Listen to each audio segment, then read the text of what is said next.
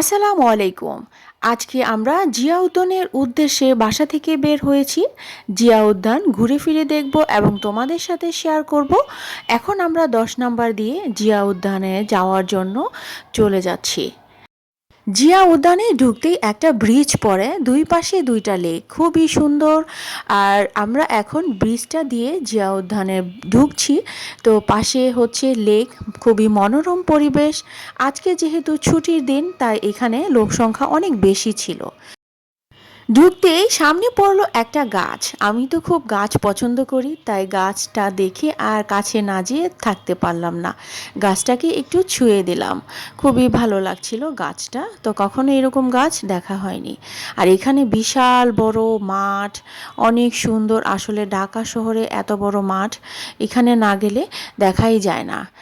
ছোট বাচ্চারা এত বড় মাঠ দেখে খেলাধুলা করতে শুরু করেছে। যেহেতু ছুটির দিন, তো সব বাবা মারাই তাদের সন্তানদেরকে নিয়ে একটু খোলামেলা পরিবেশে চলে এসেছে। তো এখানে যেহেতু বিশাল বড় মাঠ আছে, বাচ্চারা খেলাধুলা করতে পারে, তো বাবা মারা নিশ্চিন্তে কিন্তু এখানে ঘুরে বেড়াতে পারে।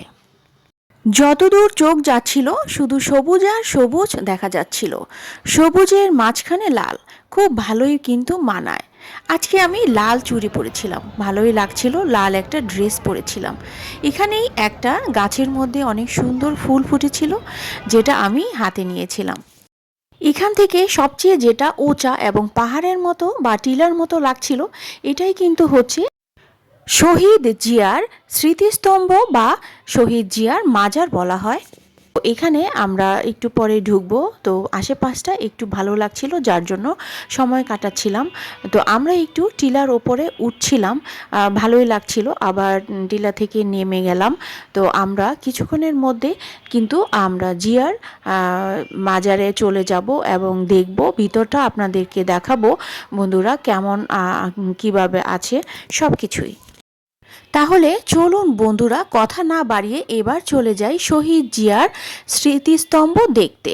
আমরা কিন্তু অলরেডি চলে যাচ্ছি। এই তো আমরা চলে এসেছি, এখানেই শুয়ে আছেন আমাদের শহীদ জিয়া। তো এখানে আমরা কিছুক্ষণ ছিলাম, আশেপাশটা খুবই সুন্দর, অনেকে ছবি তুলছিল।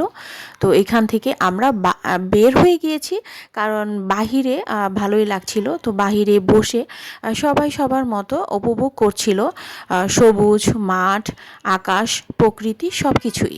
তো আমরাও বসে কিছুটা সময় এখানে ছবি তুলেছিলাম, নিজেদের জন্য একান্ত কিছু সময় পার করেছি।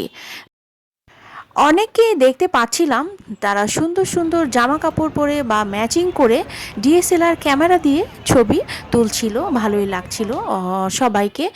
তো সুন্দর সবুজের মাঝে ছবি তুলতে কার না ভালো লাগে। তো আপনারা কিন্তু কিছুটা সময় অবশ্যই ছুটির দিনে এখানে এসে সময় কাটাতে পারেন, খুবই ভালো লাগবে আশা করি।